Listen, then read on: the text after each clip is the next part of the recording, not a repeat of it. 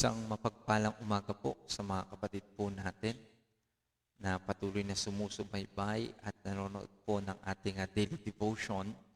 Sa umaga pong ito, bago tayo mag-aral, ay tayo muna po ay manalangin. Dakila po naming Diyos na nasa langit, patnubayan niyo po ang panahon namin na kami makakapag-aral ng mga salita. Matuto po kami at higit sa lahat maisagawa namin ang aming mga mapag-aaralan. Ito po ang aking dalangin sa pangalan ng Kristo. Amen. Nandun po tayo sa paksa po natin pa rin na the omnipresence of God. Ayan. At alam po natin na ang terminology po na omnipresence, ito po ay tumutukoy that God is unlimited with respect to space. From the word omni, meaning all, and then presence, meaning He is everywhere. Now, under po ng katuruan po na yan, ay meron po tayong subpoint na God is present everywhere. God is present everywhere. Alam po natin na ang presensya po ng Diyos ay nasa lahat ng dako sa mundong ito at sa labas ng mundong ito, in the space. Now, we can read in the book of Jeremiah, in chapter 23, verse 23 to 24. Am I a God at hand, says the Lord, and not a God far off. Yung una po nating phrase dyan is tumutukoy po yan sa pagiging malapit. Okay? And then sabi niya dyan, am I a God at hand, says the Lord, and not a God afar off? Can a man hide himself in secret places so that I cannot see him? Says the Lord.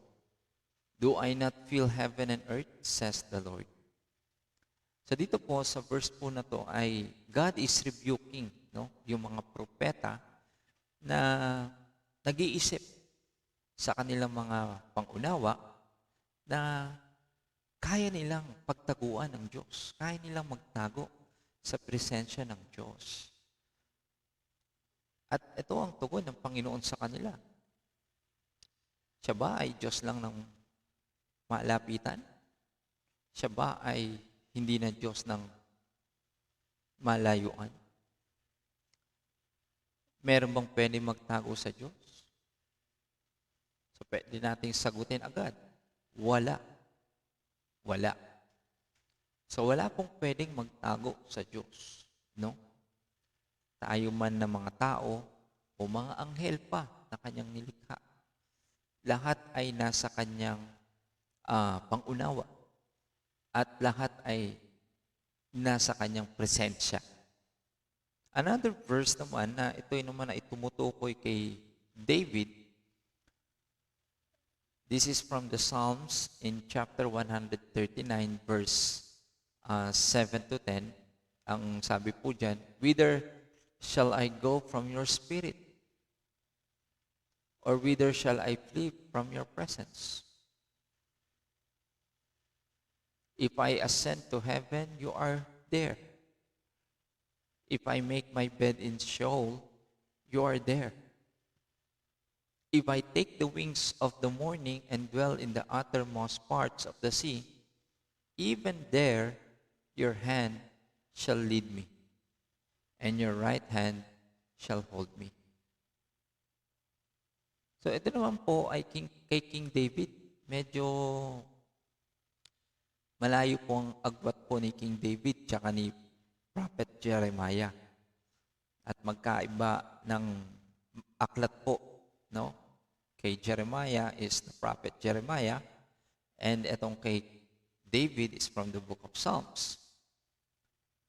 Pero kahit sila ay magkaiba ng libro, magkaiba ng mga sumulat, ay makikita po natin na pareho ang kanilang tinutukoy. na ito po ay tumutukoy sa presensya ng Diyos. Na sinasabi dito, wala ho talaga sa loob ng mundong ito, mapaibabaw, mapailalim, na kayang magtago sa presensya ng Diyos. Dapat po nating laging tandaan, mga kapwa ko po kapatid at mananampalataya, na una ay wala pong parte ang Diyos na kung saan siya ay nandito sa isang lugar na ito at yung isang parte niya nasa ibang ibayo. Wala po. Hindi po ganun ang doktrina po nung the omnipresence of God. So yung whole being ng ating Panginoon, He Himself, no, is present everywhere. So kung He is present on the time of King David, and then during those times ay may mga nangyayari din sa mga pangkaraniwang mga tao on that time, andun din ang presensya ng Panginoon. So sa oras po na to, ay halimbawa po, kung kayo ay nananalangin sa tahanan ninyo, ang presensya ng Diyos ay nandyan. So sabihin natin, habang kayo ay nananalangin, ay may isang kapatid naman sa ibang lugar na nanalangin din sa Panginoon. Ang presensya ng Panginoon ay nandun din po. Ngayon, maaari nating isipin, kagaya nga ng sinabi ko na, paano nangyari yun? So, ibig sabihin ng Panginoon, siya ay nagmumultiply? Or merong isang parte na nandito at nandun? Or baka meron siyang mga isinusugo para marinig niya? Wala po, kasi ang mga talata ng mga bit na binasa po natin ay tumutukoy lamang sa Panginoon na siya ay hindi nalilimitahan ng lugar. Hindi ho siya nalilimitahan ng oras. He is present everywhere. He is not held by a specific location or a specific time. Ganyan po ang Diyos po natin. That's why, kung tayo man ay magkakahiwalay, ay nandun pa rin po ang ating pag-asa. Andun pa rin ang pananampalataya natin na ang Panginoon ay nasa presensya po natin. Tayo ay nasa presensya rin ng ating Diyos. So, hindi ho natin pwedeng sabihin po na part of God is in one place and part of Him is in another place. So, God Himself is present everywhere. Kahit ikaw ngayon ay maglakbay papunta sa ibang lugar, makakasama mo pa rin ang Panginoon. At bumalik ka pa rin sa lugar, makakasama mo pa rin ang Panginoon. So, God is not limited in place, mga kapatid. Hindi po ba napakadakila po no? Na ang Panginoon po natin, na kahit nasaan tayo man ay nasa kwarto natin, tayo man ay nasa sala, tayo man ay bumabiyahe, nagluluto, kumakain, nasa panahon ng pag-a-apply sa trabaho, panahon ng pag-e-exam, ay makakaasa tayo na ang presensya ng Diyos ay nasa atin. At hindi tayo mag-aagawan at sasabihin natin na, Brother Jonas, huwag ka muna magpipray. Dahil ako muna ang magpipray. Pwede tayo magsabay-sabay manalangin. At sa panahon ng sabay-sabay po nating pananalangin, ang Panginoon po ay naroon. Narito, kapiling po natin. Ngayon, in point naman po sa atin, di ba?